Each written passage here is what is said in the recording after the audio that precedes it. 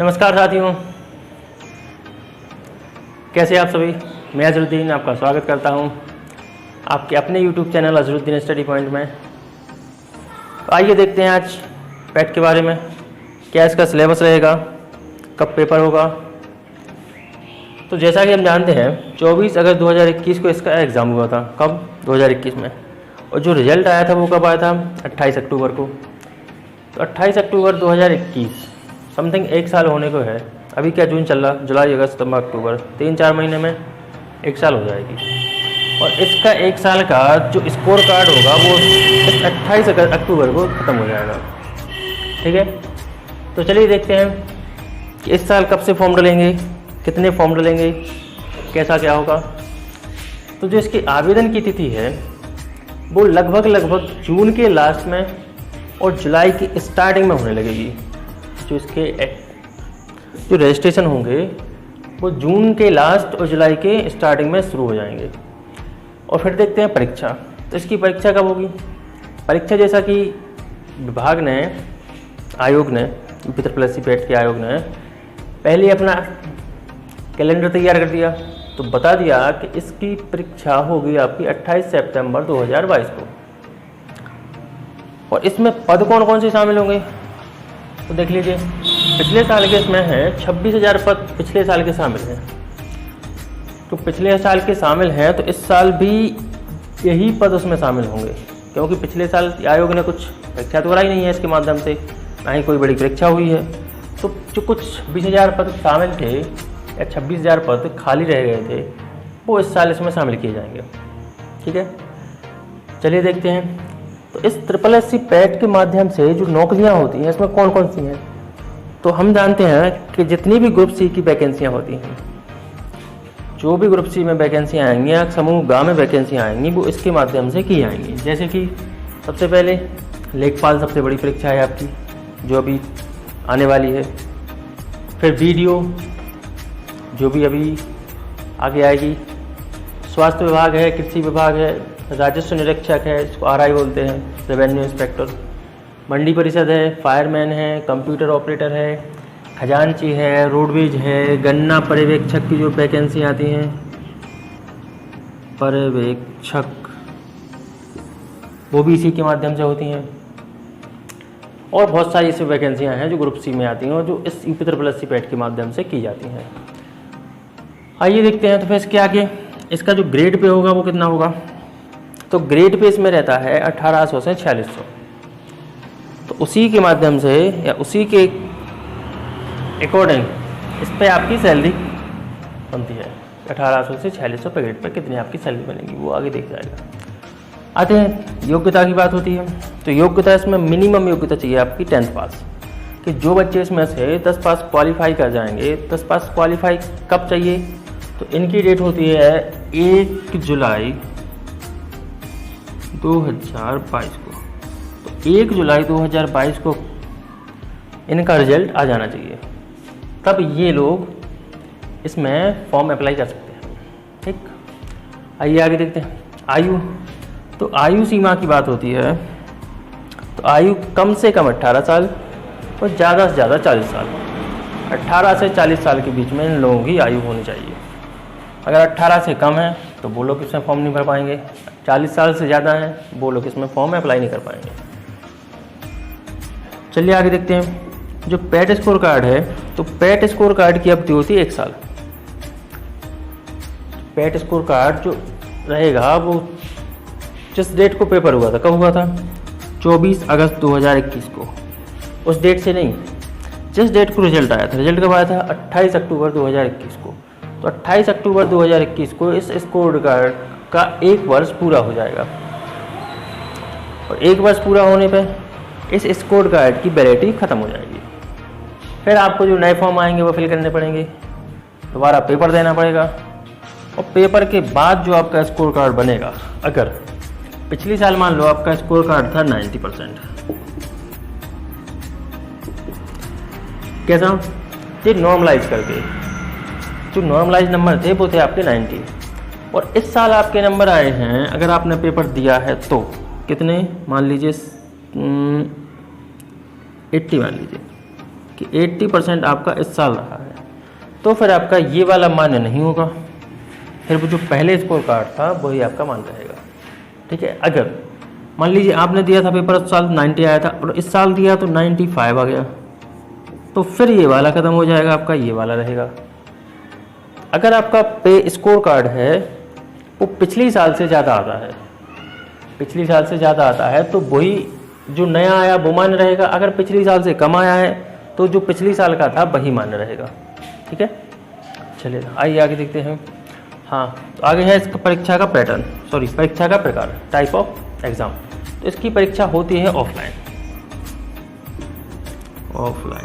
जो कि पिछली साल हुई थी। ठीक, अभी कंप्यूटर बेस्ड कुछ भी नहीं है, केवल ऑफलाइन पेपर होना है। आगे देखते हैं आवेदनों की संख्या। तो जैसा कि हम जानते हैं कि हर साल बेरोजगारी इतनी बढ़ती जा रही है कि जिसकी कोई हद नहीं। पिछली साल भी समथिंग 20 से 25 लाख फॉर्म डले थे इसमें, और इस साल अनुमान है कम से कम 25 से 30 लाख फॉर्म फिर भरे जाएंगे। अगर मान लीजिए 25 से 30 लाख फॉर्म इस बार भरे गए, फिर आपकी तैयारी का लेवल कितना होना चाहिए। अगर आप यही तैयारी कर रहे हैं, सुबह शाम आधा घंटा पढ़ लिया, शाम को, तो ऐसे नहीं निकलने वाला है। इससे अच्छा आप घर बैठे अपना काम करें। अगर वाकई में आपको कुछ बनना है, कुछ निकालना है, तो आपको पढ़ना पड़ेगा, मेहनत करनी पड़ेगी, क्योंकि कंपटीशन है 30 लाख बच्चों में। पिछली साल अगर बाहर हो गए तो कोशिश करना है इस साल आप निकल जाएं, वरना इस साल फिर बाहर हो जाएंगे। तो आगे आने वाली जो इतनी भी आपकी वीडियो वाली हैं वैकेंसी, उसमें आप फॉर्म फिल नहीं कर पाएंगे। ठीक है, क्योंकि जो स्कोर कार्ड बनता है आपका, वो हर वैकेंसी के लिए अलग बनता है। जैसा कि आपने देखा होगा, अभी जो लेखपाल था उसके लिए स्कोर कार्ड अलग बना, और भी विभाग में जो वैकेंसी आई उसके लिए स्कोर कार्ड अलग बना, उसकी मेरिट अलग जाएगी, किसी की मेरिट अलग जाएगी। तो आपको अपना स्कोर कम से कम इतना रखना है कि जितनी भी वैकेंसी इसके माध्यम से आएँ उस पर आप क्वालिफाई हों। चलिए आगे देखते हैं। अगला पॉइंट है आपका नॉर्मलाइजेशन का। तो नॉर्मलाइजेशन में क्या है, अगर पेपर आपका एक शिफ्ट से ज़्यादा में हुआ, जैसे बच्चे हैं कितने 25 से 30 लाख होंगे समथिंग, तो एक दिन में तो पेपर करा नहीं पाएंगे, या फिर एक ही मीटिंग में नहीं करा पाएंगे। तो अगर एक से ज़्यादा मीटिंग में आपका पेपर होता है तो नॉर्मलाइजेशन आपका 100% होगा। ठीक है, ठीक, चलिए आइए देखते हैं। नेक्स्ट पॉइंट है आपका अदर स्टेट वाले। तो जो अदर स्टेट के बच्चे फॉर्म डालते हैं वो भी इसमें भर पाएंगे क्या? जी हाँ, अदर स्टेट के बच्चे भी इसमें फॉर्म फिल कर पाएंगे, लेकिन उन बच्चों को किसी भी प्रकार का आरक्षण नहीं दिया जाएगा। तो वो जो SC, ST, OBC को आरक्षण दिया जाता है, वो उन बच्चों को आरक्षण नहीं मिलेगा। उन बच्चों को केवल जनरल कैटेगरी में ही काउंट किया जाएगा। ठीक है, वो भर सकते हैं लेकिन उनको कोई आरक्षण नहीं मिलेगा, वो केवल जनरल कैटेगरी में फाइट करेंगे। चल, तो ये हो गया इसका टाइप। आवेदनों की संख्या, जो आपके फॉर्म होंगे वो कब से भरे जाएंगे? समथिंग जून के लास्ट में और जुलाई के स्टार्टिंग में। तो परीक्षा की डेट है वो होगी आपकी 18 सितंबर 2020। ठीक, जो 18 सितंबर को आपका पेपर होगा, जो कि आयोग ने अपना कैलेंडर निकाल के उसमें आपको बता दिया है। इसमें शामिल पद कितने हैं? समथिंग है 26,000 पद, जो पिछली वैकेंसी के डले हुए हैं, अभी भी भरे नहीं गए हैं, तो वो इसमें इंक्लूड कर दिए जाएंगे। तो 26,000 पद आपके ये हो गए। आगे देखते हैं नौकरियां। आपने देखी ली नौकरियां कितनी हैं, लेखपाल की है, BDO की है, स्वास्थ्य विभाग की है, जितनी भी ग्रुप C की वैकेंसी हैं वो सारी UP+C पैट के माध्यम से कराई जाएंगी। डेट पे ही आपने देख लिया 1800 से 4600 है। योग्यता है मिनिमम आपकी 10th पास होना चाहिए। कब होनी चाहिए? 1 जुलाई 2022। ठीक, आयु मिनिमम 18 to 40, 18 साल से कम नहीं होनी चाहिए और 40 साल से अधिक नहीं होनी चाहिए। स्कोर कार्ड, जो स्कोर कार्ड आपका वैलिड होगा वो केवल 1 साल के लिए वैलिड होगा, और हर साल इसका पेपर किया जाएगा और हर साल इसका नया स्कोर कार्ड आपको मिलेगा। परीक्षा कैसी होगी? परीक्षा होगी आपकी ऑफलाइन, जैसा कि आपने पहले ही देखा था, पिछली साल भी ऑफलाइन हुई थी, इस साल भी ऑफलाइन होगी। जो आवेदनों की संख्या है वो कैसी रहेगी? वो कम से कम आपकी 25 से 30 लाख के समथिंग ही जाएगी, इससे कम फॉर्म नहीं डलेंगे। तो 25-30 लाख बच्चों में आपको फाइट करना है, तो प्लीज़ पढ़ें और अच्छे से पढ़ें। ऐसा नहीं कि उसका नाम करें केवल। अदर स्टेट वाले बिल्कुल डाल सकते हैं, अदर स्टेट वाले बच्चे, लेकिन उनको SC ST OBC का कोई भी रिजर्वेशन नहीं दिया जाएगा, वो केवल जनरल में ही काउंट होंगे और जनरल में ही उनको फाइट करनी पड़ेगी। चलिए आते हैं इनके प्रश्नों पर। तो जैसा कि आपने देखा है, इसमें कुल 100 प्रश्न होते हैं। प्रश्नों की संख्या होती है 100। हर क्वेश्चन होगा आपका 1 नंबर का, तो कुल अंक कितने हो जाएंगे आपके? 100 हो जाएंगे।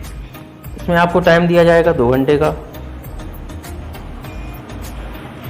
टाइम होगा आपका 2 घंटे, और इसमें जो नेगेटिव मार्किंग होगी वो होगी आपकी 1/4 की, यानी 0.25 की, यानी 4 गलत करने पे 1 आपका सही कट जाएगा। तो अच्छे से करें, देख के करें। आइए बात करते हैं इसके सिलेबस की। तो सिलेबस क्या रहेगा, कैसा रहेगा, वो मैंने यहाँ लिख रखा है, तो आप लोग देखिए, इसको नोट करिए। तो जैसा कि आपको पता है, भारतीय इतिहास, जितने भी ये नंबर लिखे हुए हैं ये आपके नंबर ऑफ क्वेश्चन हैं कि किस सब्जेक्ट से, किस पोर्शन से आपके कितने क्वेश्चन आने।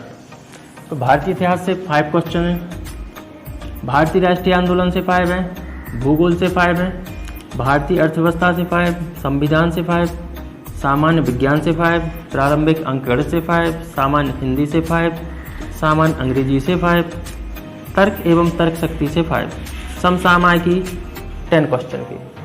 समसामयिकी छोटा सा पोर्शन तो है नहीं है।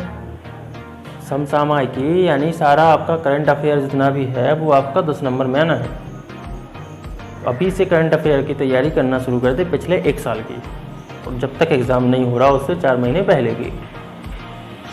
सामान्य जागरूकता, अपठित गद्यांश, जो हिंदी में पैराग्राफ होते हैं वो आएंगे आपके 2 पैराग्राफ। हर एक पैराग्राफ होगा आपका 5-5 नंबर का, तो 2 पैराग्राफ आएंगे तो 10 नंबर के जो हो जाएंगे आपके। आगे आएंगे आपके मैथ में ग्राफ, जो का 10 नंबर का रहेगा। आगे आएंगे तालिका, तालिका भी आपकी 10 नंबर की रहेंगी। इस प्रकार कुल मिला के आपके नंबर होते हैं 100, नंबर ऑफ क्वेश्चन होते हैं 100।